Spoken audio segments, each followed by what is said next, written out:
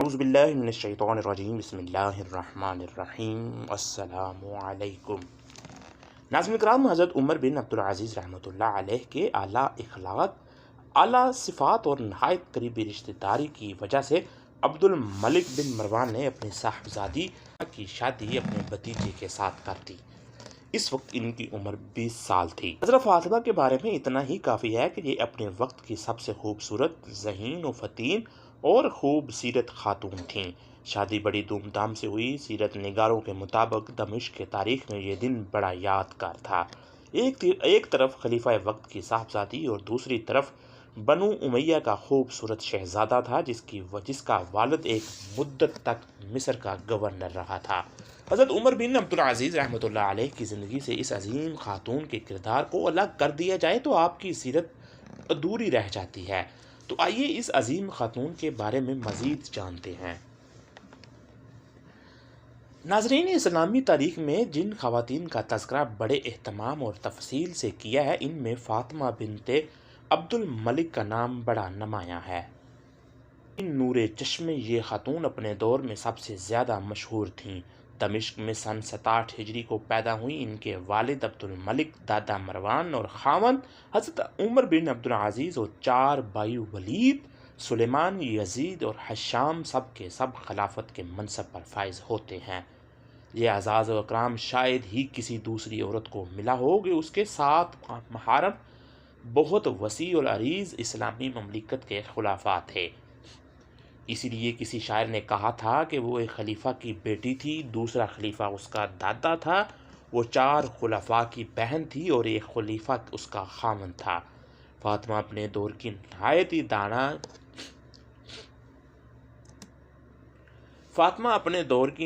ہی دانا، معاملہ فہم، عاملہ فاضلہ، نیک سیرت اور نہایت ہی خوبصورت خاتون تھی۔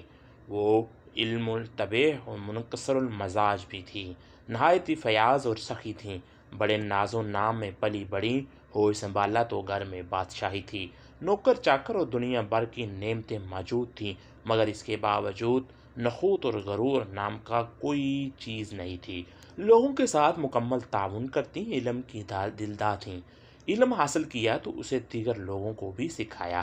اپنے والدین کی بڑی لاڈلی تھیں۔ شادی کی عمر کو پہنچی تو ان کی شادی ان کے چچا زاد حضرت عمر بن عبدالعزیز رحمۃ اللہ علیہ کے ساتھ ہوئی۔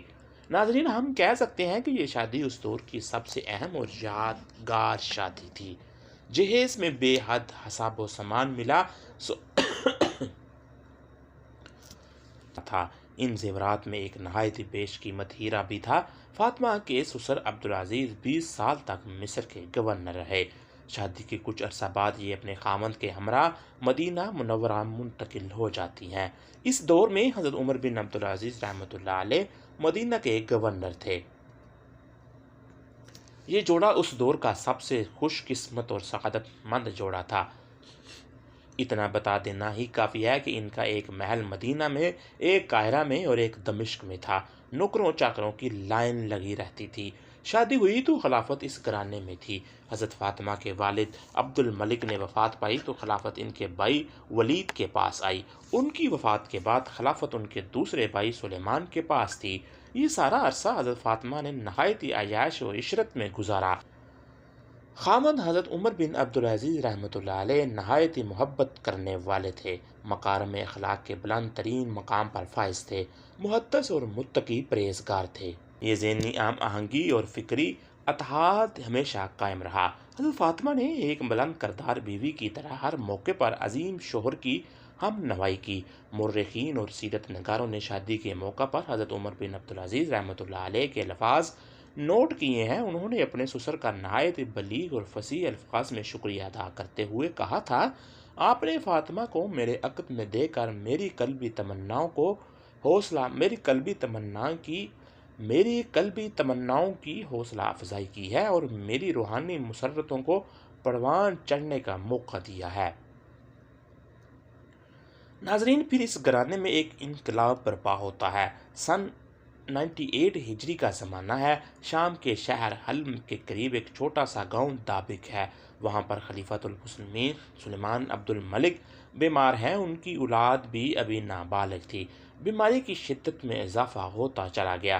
موت سامنے نظر آنے لگی، سوچ رہے ہیں کہ اپنا نائب کسے مقرر کریں، تو ایسے وقت میں امت کے ایک بڑے خیرخواہ عالم دین رجا بن حیا، جو حکومت کے چیف سیکرٹری کے عہدے پر بھی فائز تھے، انہوں نے خلیفہ کو مشورہ دیا کہ امت پر بھلائی کریں اور اپنے بعد عمر بن عبدالعزیز کی بطور خلیفہ وصیت کر جائیں۔ خلیفہ نے کہا کہ تمہاری بات درست ہے، مگر مجھے ڈر ہے کہ میرے بھائی اسے تسلیم نہیں کریں گے۔ رجا کہنے لگے کہ آپ عمر بن عبدالعزیز کے بعد یزید بن عبد الملک کی بطور خلیفہ وصیت کر جائیں۔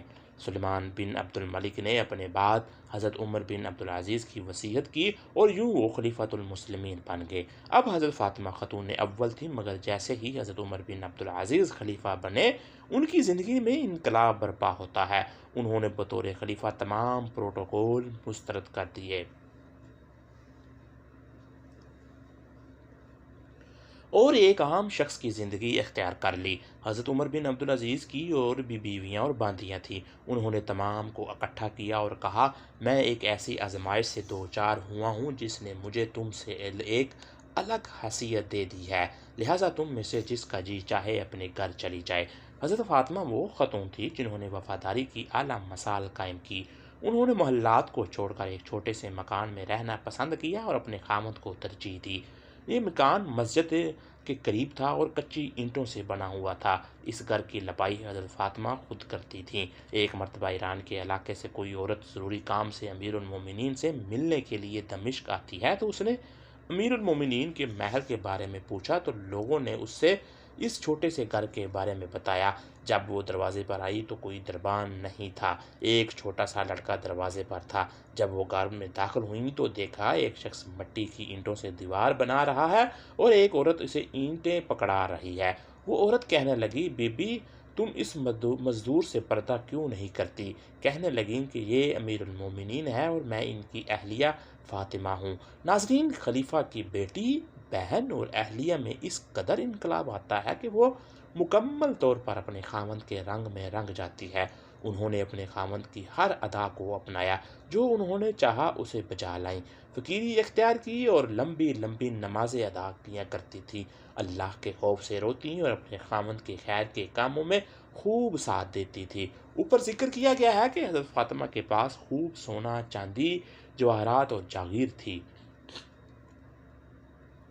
جب حضرت عمر بن عبدالعزیز رحمۃ اللہ علیہ نے بنو امیہ کی تمام جائیدادیں اور جاگیریں ضبط کیں تو اپنی اہلیہ فاطمہ کی وہ جاگیر بھی بحق سرکار ضبط کر لی جو انہیں باپ اور بھائیوں نے عطا کی تھی، کیونکہ یہ مسلمانوں ہی کا مال تھا۔ اس پر بھی حضرت فاطمہ نے کسی قسم کے ملال کا اظہار نہیں کیا، بلکہ اپنے شوہر کی ہم نوائی کی۔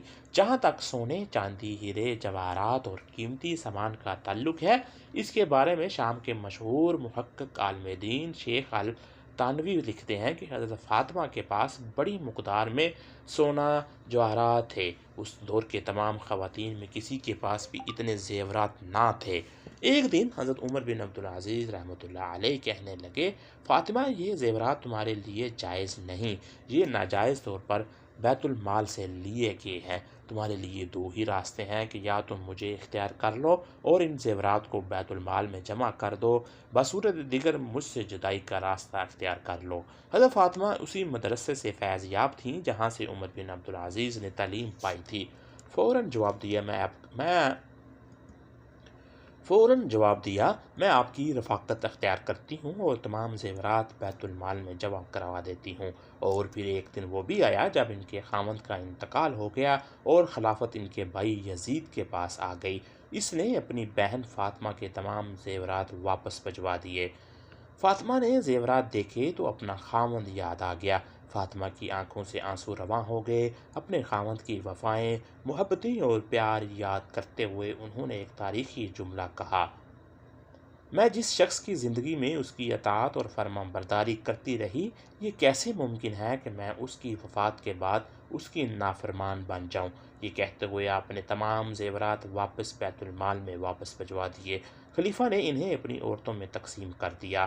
حضرت فاطمہ بنت عبد الملک کی وفات کی اعلیٰ مثال پیش کی۔ خلافت کے بعد ان کی خامد کی سالانہ آمدنی صرف 150 دینار تھی۔ اب گھر میں بہت سا عام سا کھانا پکتا تھا، عموماً دال ہی پکتی تھی۔ ایک مرتبہ حضرت فاطمہ نے گھر کے اکلوتے چھوٹے سے نوکر کو کھانا دیا تو وہ ناراض ہو گیا، غصے میں کہنے لگا، یہ کیا ہوا، ہر روز دال، ہر روز دال، میں دال کھا کھا کر تنگ آ گیا ہوں۔ حضرت فاطمہ نے جواب دیا کہ سنو، یہی تمہارے آقا امیر المومنین کی بھی خوراک ہے۔ ایک دن حضرت فاطمہ امیر المومنین کے پاس بیٹھی تھیں، سامنے ان کی بیٹیاں منہ پر ہاتھ رکھے ہوئے تیزی سے گزریں تو حضرت عمر بن عبدالعزیز رحمۃ اللہ علیہ نے پوچھا، فاطمہ ان کو کیا ہوا ہے، منہ پر ہاتھ رکھے ہوئے ہیں، میرے پاس سے بھاگ گئی ہیں؟ حضرت فاطمہ نے جواب دیا، ان کے پاس کھانے کے لیے روٹی اور پیاز ہی تھا، انہوں نے اپنے منہ پر ہاتھ اس لیے رکھے ہیں کہ پیاز کی بو آپ تک نہ پہنچ سکے۔ حضرت فاطمہ نے بلا شبہ اپنے دور میں مسلمان خواتین کے لیے اعلیٰ مثال قائم کی۔ ایک دن ان کے پاس ایک چھوٹا بیٹا روتا ہوا آیا اور پوچھا کہ کیا ہوا ہے؟ بتایا کہ مال میں سے کچھ سیب امیر المومنین کے پاس آئے ہیں، انہوں نے مستحقین میں تقسیم کرنا شروع کر دیے ہیں۔ ان کا یہ چھوٹا بیٹا بھی ان کے پاس پہنچ گیا۔ گلابی رنگ کا ایک سیب بچے کو اچھا لگا، اس نے اٹھا لیا اور منہ سے لگایا۔ بیٹے کے ہاتھ میں سیب دیکھ کر امیر المومنین نے بہت نرمی سے بچے کے ہاتھ سے سیب لے لیا۔ چنانچہ وہ روتا ہوا اپنی والدہ حضرت فاطمہ کے پاس آیا۔ ماں کا دل تڑپ اٹھا، اپنی جیب سے کچھ سکے نکالے، ان کے سیب منگوائے اور بچے کو کھلانے لگی۔ تھوڑی دیر بعد امیر المومنین بھی تشریف لائے۔ گھر میں اسی طرح کے گلابی سیب دیکھے تو نہایت فکر مند ہوئے کہ یہ مال پھیکے سیبوں جیسے ہیں۔ مگر جب معلوم ہوا کہ اہلیہ نے ذاتی پیسوں سے منگوائے ہیں تو بہت خوش ہوئے اور فرمانے لگے، اللہ کی قسم، میرا اپنا بھی سیب کھانے کو جی چاہتا تھا۔ پھر سیب کھایا اور اللہ کا شکر ادا کیا۔ اہلیہ سے بچے کے بارے میں پوچھا، انہوں نے بتایا تو آنکھوں میں آنسو آ گئے اور فرمایا، فاطمہ، اللہ کی قسم، میں نے بچے کے ہاتھ سے نہیں بلکہ اپنے دل سے سیب چھینا تھا، لیکن میں نے اس بات کو اچھا نہیں جانا کہ میں مسلمانوں کے مال فقے کی تقسیم سے پہلے محض ایک سیب کے بدلے اپنی ایمانداری کو ضائع کر دوں۔ حضرت فاطمہ، جو ایک زمانے میں ریشم اور ہریرے کے بے شمار لباسوں کی مالکہ تھیں اور اپنی ہم عصر خواتین میں خوبصورت ترین لباس پہننے میں معروف تھیں، ایک وقت ایسا بھی آیا کہ ان کے پاس کپڑوں کے صرف 2 جوڑے تھے، جنہیں وہ باری باری پہنتی تھیں۔ کھانے کے لیے گھر میں روٹی، پیاز اور دال ہی ہوتی تھی۔ کتنے ہی دن ایسے ہوتے کہ جب وہ بھوکی ہی سو جاتی۔ انہوں نے اس نئی زندگی میں بھی صبر و شکر کیا اور اپنے رب اور اپنے خامد کی رضا چاہی۔ اس خاتون کو دنیا سے رخصت ہوئے سینکڑوں برس بیت گئے، مگر وہ رہتی دنیا تک ایک مثال ہے۔ وہ روشنی، ایک ایسی کرن ہے جن کے وجود سے اسلامی تاریخ کا چہرہ منور ہے۔ اللہ پاک سے دعا ہے کہ ہماری بہنیں اس عظیم خاتون کی زندگی کو مشعل راہ بنائیں۔ بلا شبہ انہیں عظمت کی راہ اپنائی، مگر تاریخ میں اپنا نام سنہری حروف سے ثبت کروا لیا۔ انہوں نے تنگی ترشی سے دنیاوی زندگی کا مختصر عرصہ کامیابی سے گزارا۔ اب قیامت تک کے انسان ان کے لیے دعائے رحمت و مغفرت کرتے رہیں گے۔